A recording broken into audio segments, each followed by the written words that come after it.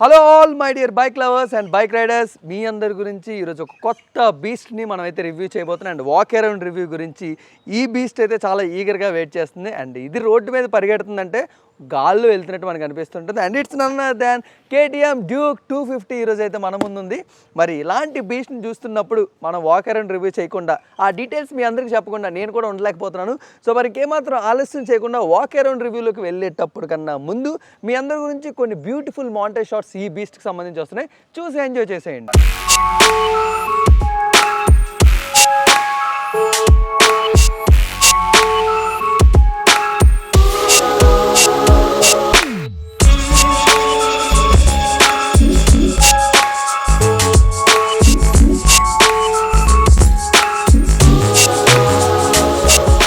So మరి walk around రివ్యూకి మీ అందరూ కూడా రెడీగా ఉండే ఉంటారు. మరి ఈరోజు మన ముందు KTM 250 Gen 3 the updated version, latest version of KTM 250 Duke మన దగ్గర అయితే ఉండడం జరిగింది.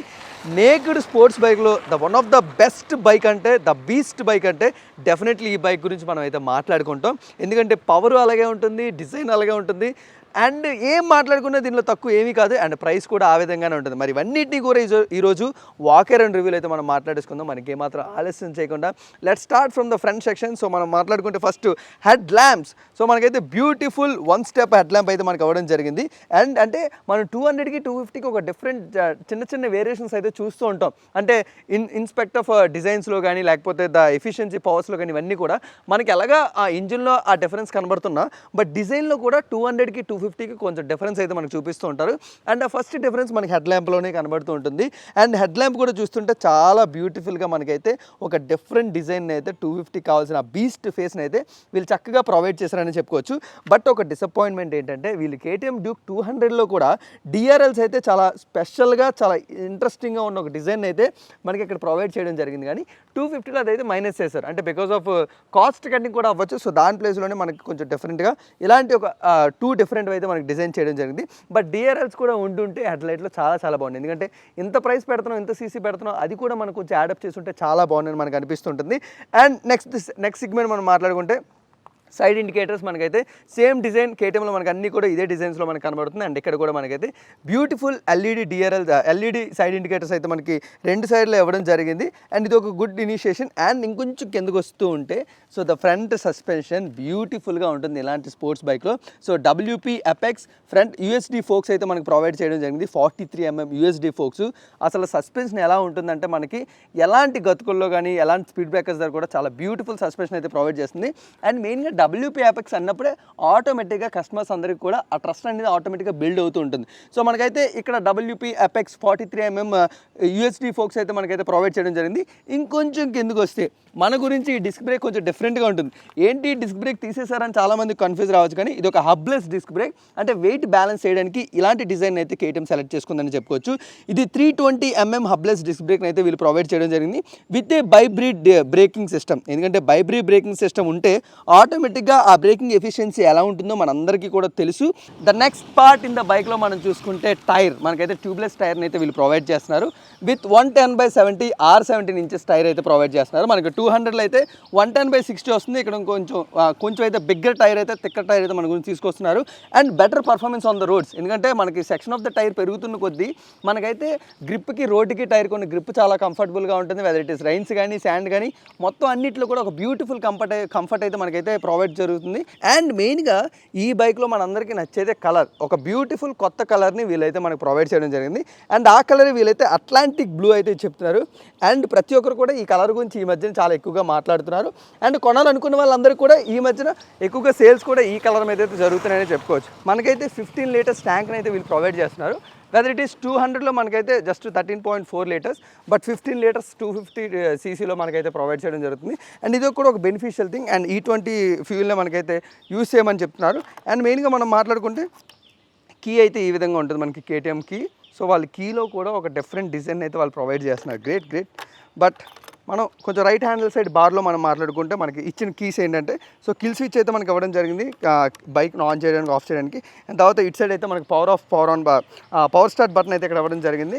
అండ్ ఆ తర్వాత ఇంకొంచెం ఇటు వస్తుంటే మనకి beautiful display. So key on చేయగానే సో మనకి రెడీ టు రేస్ అని అయితే ఇక్కడ వస్తుంది. అండ్ ఆల్మోస్ట్ అన్నీ కూడా మనకి ఏ ఉన్నాయి అవన్నీ కూడా సో హజార్డ్ లైట్ కానీ, లేకపోతే ఫ్యూల్ సంబంధించింది కానీ, లేకపోతే ఇంజిన్ రిలేటెడ్ ఏదైనా ఇష్యూ కానీ, లేకపోతే ఏబిఎస్ ఆన్ అయ్యి ఉందో ఆఫ్ అయ్యి ఉందో సో ఇది కూడా అండ్ న్యూట్రల్లో ఉందో. సో ఇక్కడైతే మనకి గేర్ ఇండికేటర్ కనబడుతుంది. అండ్ అదే కాకుండా ఇక్కడ మనకు కావాల్సిన ఆర్పిఎం కనబడుతుంటుంది. అండ్ మనకి ఇక్కడ కావాల్సిన స్పీడ్ కనబడుతుంది. అండ్ అలాగే odometer and rare ABS on అయ్యి ఉందో ఆఫ్ అయ్యి ఉందో. సో మనకి ఇక్కడ 2 మోడ్స్ ఉంటాయి. మనకైతే సూపర్ మోటో ఏబిఎస్ మోడ్ కానీ, లేకపోతే dual channel ABS mode. So super moto మీరు ఒకసారి ఆన్ చేసుకుంటే సో రేర్ ఏబిఎస్ అయితే పనిచేయదు. సో అప్పుడు మీకు కావాల్సిన డ్రిఫ్టింగ్ కానీ, రేసింగ్స్ కానీ ఇవన్నీ కూడా ఇంకొంచెం ఎక్కువగా అయితే మీరు ఎంజాయ్ చేయొచ్చు.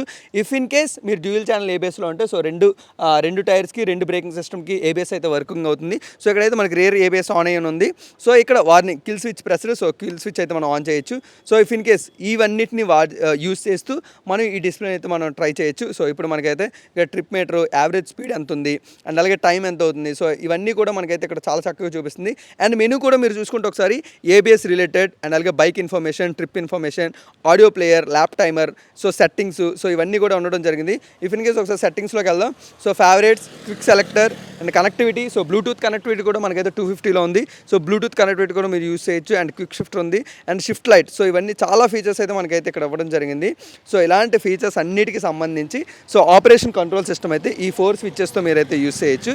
సో ఈ ఎల్సిడి డిస్ప్లేకి సంబంధించి ఆల్మోస్ట్ ఈ ఫీచర్స్ అన్నీ మీరు ఎంత యూస్ చేసినా యూస్ చేయకపోయినా మెయిన్గా ఏబిఎస్ దీనికి సంబంధించి కానీ, లేకపోతే బ్లూటూత్ కనెక్టివిటీ కానీ ఇవన్నిటినీ కూడా మీకు కావాలంటే రిమైండర్స్ ఇవన్నీ కూడా బ్లూటూత్ కనెక్టివిటీతో మీ ఫోన్కి వస్తూ ఉంటుంది. అండ్ అలాగే ఒక ఈ సింపుల్ డిస్ప్లేతో మనకైతే కావాల్సిన అన్ని ఫీచర్స్ని అయితే వీళ్ళు ప్రొవైడ్ చేశారనేది చెప్పుకోవచ్చు. అండ్ ఎల్సిడి డిస్ప్లే అయితే వీళ్ళైతే ప్రొవైడ్ చేస్తున్నారు. బట్ 200cc మనకు ఓల్డ్ డిస్ప్లే కనబడుతుంటుంది. సో దానివల్ల చాలామంది కూడా కొంచెం నెగిటివ్ ఫీడ్బ్యాక్ తీసుకున్నారు అండ్ నెగిటివ్గా కొంచెం డిసప్పాయింట్ అవ్వడం కూడా జరిగింది. సో అందుకనే 250లో మనకు కావాల్సిన ఒక బ్యూటిఫుల్ డిస్ప్లేని ఇస్తారు. బట్ ఇది కలర్ డిస్ప్లే కాదు. మీకు 390లో మళ్ళీ కలర్ డిస్ప్లే అయితే వీళ్ళు ప్రొవైడ్ చేస్తున్నారు.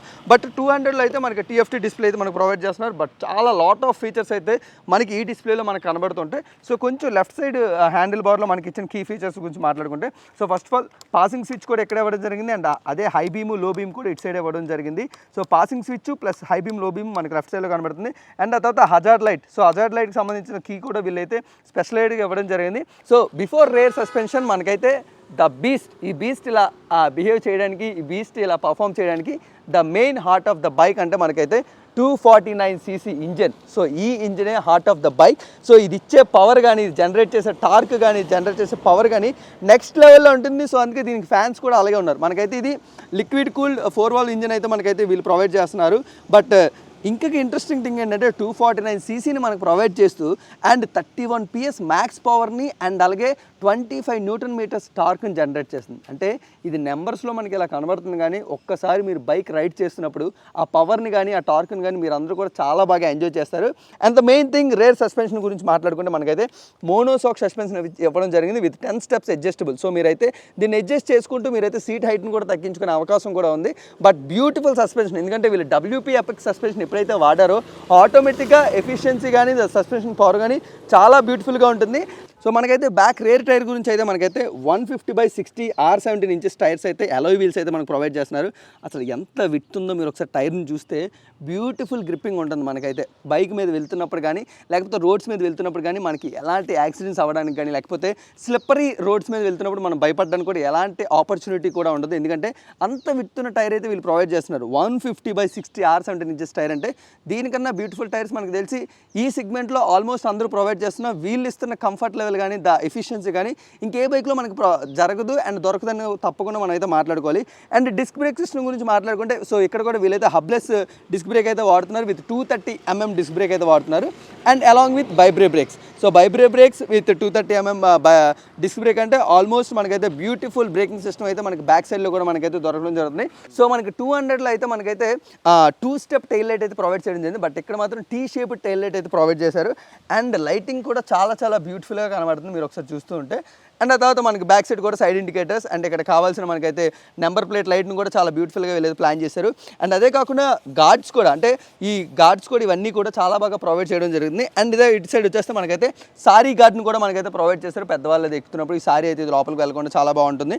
అండ్ ఇటు సైడ్ కూడా మనకైతే ఆ బనానా స్వింగర్ అయితే చాలా చక్కగా కనబడుతుంది అండ్ చాలా different name with different style అయితే వీళ్ళైతే మనకు ప్రొవైడ్ చేస్తున్నారు.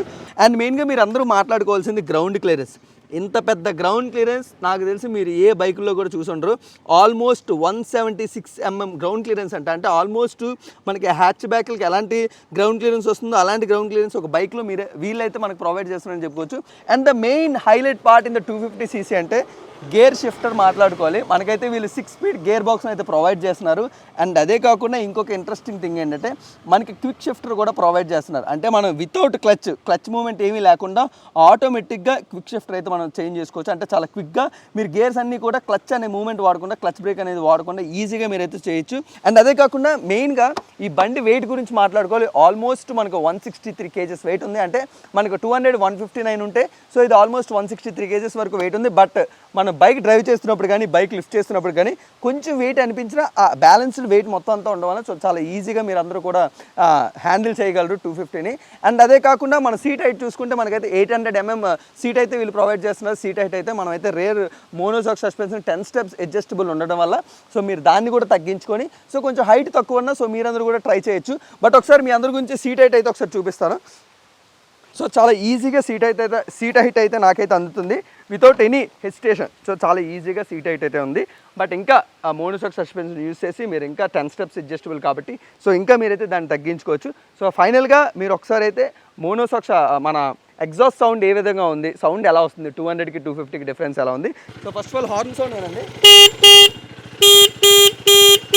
ఒక మీడియంగా అయితే ఉంది మనకైతే horn sound. And finally exhaust sound అయితే ఒకసారి వినండి. ఎగ్జాస్ట్ సౌండ్ ఎలా అనిపిస్తుంది అండ్ 200కి 250కి డిఫరెన్స్ ఎలా ఉంది. ఆ బీస్ట్ అనే పేరుకి ఇది ఎగ్జాస్ట్ పరంగా ఎంతవరకు న్యాయం చేస్తుందో మీరందరూ కూడా ఫైనల్గా చూడండి. కమాన్ ఎగ్జాస్ట్ సౌండ్ దగ్గరికి ఒకసారి రండి.